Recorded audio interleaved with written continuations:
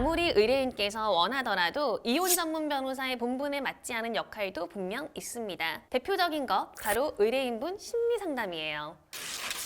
안녕하세요. 여러분의 가치 있는 이혼을 돕는 류현정 변호사입니다. 오늘은 현재 법무법인 세움이 진행하고 있는 이혼 사건의 의뢰인분들 그리고 혹여나 나중에 뵙게 될 예비 의뢰인분들을 위한 영상 준비해봤습니다. 이혼 소송 진행해 보면 의뢰인분들이 변호사에게 원하는 역량이 참 다양하구나 이런 생각하게 되거든요. 아마도 그 이유는 다른 소송에 비해서 말이에요. 이혼 소송 담당 변호사가 의뢰인의 인생에 깊숙이 관여하게 되기 때문이 아닐까 생각하는데요. 예를 들어 말이죠. 우리가 빌려준 돈 받으려고 소송을 제기하는데 굳이 변호사한테 내가 어떤 사람인지 그간 어떻게 살아왔는지를 얘기하진 않죠. 그쵸? 하지만 이혼 소송은 다릅니다. 이혼 사건에 언급되는 사소하든 중대하든 의뢰인이 겪었던 인생 스토리를 소상히 알게 되면서 변호사도 의뢰인의 삶과 생각에 깊이 공감하게 되고요. 결혼만큼이나 이혼도 인생 중대사잖아요. 그래서 이혼 결심을 성공으로 필히 이끌어 드려야 한다는 막중한 책임감도 자연스럽게 생기게 되는데요. 이러한 이혼 소송의 특징 때문에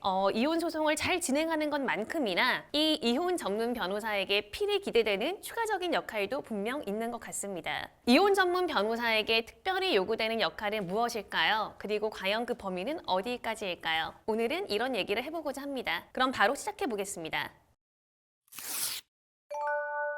먼저 이혼 전문 변호사는 때때로 의뢰인분께 현명한 인생의 조언자가 되어야 합니다. 예를 들어 의뢰인이 친권 양육권을 주장해야 할지 아니면 포기해야 할지 고민을 하고 있어요. 이런 경우 변호사가 그저 의뢰인분의 선택을 기다리는 것이 최선일까요? 비록 의뢰인은 처음 겪는 이혼이지만요. 변호사는 여러 사건을 통해 간접적으로나마 확인한 최선의 선택이 무엇인지 사실 알고 있습니다. 그래서 그간 경험한 많은 이혼 소송을 토대로 유사한 상황에서 다른 당사자들이 선택한 길과 그 결과를 공유하며 의뢰인께 적절한 조언을 드리는 것이 어쩌면 최선이 아닐까 생각하는데요. 예를 들어 말이에요. 변호사가 사건을 진행하면서 파악한 이 의뢰인분의 성향 그리고 지금까지의 생활 모습, 현재 닥친 고충 이런 것들이 있을 거예요. 그런데 이런 것들을 전반적으로 봤을 때 이 의뢰인분께서 친권 양육권을 지금 포기하려는 생각이 다소 성급하다는 판단이고 필히 나중에 후회를 하실 것 같다 이런 생각이 들면 말이죠. 그렇다면 비록 의뢰인이 지금은 너무 힘들다 모두 포기하고 싶다 이런 이야기를 하더라도 안 되신다 좀 더 신중하게 생각해 보셔라 필히 나중에 후회하실 수 있다 이런 조언을 드려야 하는 상황이 생길 수 있는 거예요. 반대로 생각해 볼까요? 예를 들어 의뢰인이 친권 양육권을 가져오고 싶어 해요. 그런데 경제적 여건이 녹록치 않아서 도무지 엄두가 나지 않는다고 하는 겁니다. 그리고 담당 변호사가 보기에도 의뢰인께서 자녀를 데리고 와도 양육을 보조해 줄 사람이 마땅치 않고 경력 단절 때문에 경제 활동을 다시 시작하기조차 쉽지 않은 상황이다 보니 오히려 멀리 봤을 때 의뢰인께서 무작정 자녀를 데리고 오는 것만이 능사는 아닌 것 같은 거예요. 그럼 이런 경우는 어떻게 해야 할까요? 그저 의뢰인의 선택을 존중하고 어떻게든 자녀를 데려와 친권 양육권 확보에 성공하면 그만일까요? 물론 그것도 방법일 수 있겠죠. 하지만 제가 이혼 소송 오래 진행해 보니 이런 경우 결국 양육이 불가능해지시면서 자녀를 다시 상대방에게 돌려보내게 되고 그러한 과정에서 자녀를 포함한 여러 사람들이 더 상처받고 힘든 상황이 발생하더라. 좀 더 신중히 고민해 보시는 것이 어떻겠냐 이런 조언을 드리는 것이 의뢰인분께는 정말 필요한 조력일 수 있다는 생각입니다.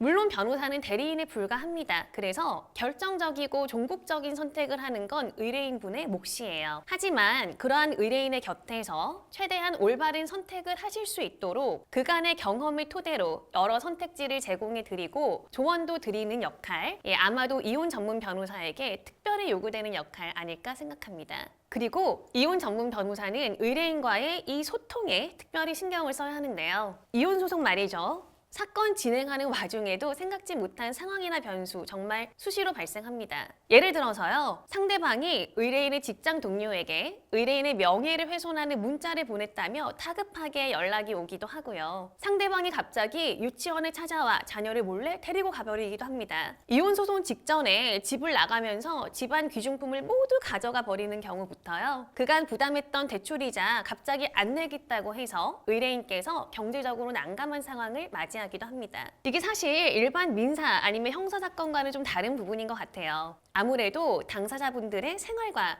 정말 직접 관련된 소송이기도 하고 또 당사자분들 간 감정이 극한에 치닫게 되면 필히 다른 상황이 또 발생하기 마련인데요. 이렇게 의뢰인께 어떤 상황이 발생했는지 늦지 않은 시점에 확인해서 적절한 조치를 안내하기 위해서는 수시로 소통이 될 수 있는 최소한의 창구가 마련이 되어야 하고요. 별별 상황에서도 최대한 전문적인 조언을 드릴 수 있도록 충분한 경험이 있어야 합니다. 그리고 의뢰인과의 소통이 특히 이혼 소송에서 중요한 또 다른 이유가 있습니다. 바로 이혼 사건을 진행하면서 수시로 체크해야 하는 의뢰인의 의사가 있기 때문인데요. 예를 들어 미성년인 자녀를 소송 진행 중에도 면접 교섭할 수 있어요. 그런데 그 일정을 어떻게 짤 것인지부터 의뢰인분과 논의가 필요하겠죠. 또 한 예로 부부가 살고 있는 아파트 가격이 소송 진행 중에 정말 많이 올랐어요. 그러면 이 아파트를 소송 끝에 팔아서 반반 나눌 건지 아니면 차라리 현금으로 정산을 받고 지분을 상대방에게 넘길 것인지 뭐 이런 논의가 변화하는 상황에 맞게 계속 필요한 것입니다. 그런데 반대로 말이죠. 아무리 의뢰인께서 원하더라도 이혼 전문 변호사의 본분에 맞지 않은 역할도 분명 있습니다. 대표적인 것 바로 의뢰인분 심리 상담이에요. 이혼 과정이 물론 당사자들께 정말 힘든 과정인 거 깊이 공감합니다. 그래서인지 담당 변호사에게 그러한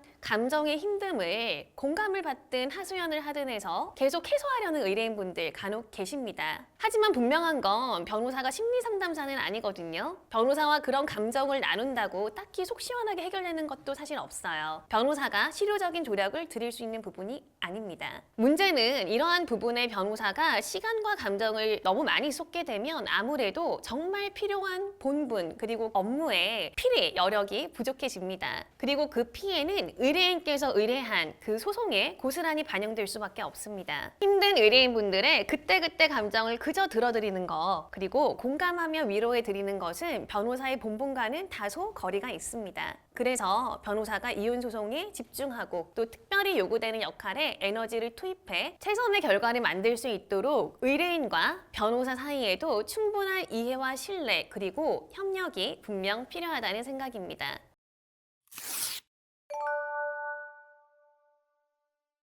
오늘 제가 준비한 영상은 여기까지입니다. 저의 영상이 도움이 되셨을까요? 그렇다면 가치 있는 이혼 채널 꼭 구독과 좋아요 그리고 알림 설정까지 부탁드리겠습니다. 오늘도 여러분의 가치 있는 일상을 응원하며 마칩니다. 영상 끝까지 시청해주셔서 감사합니다.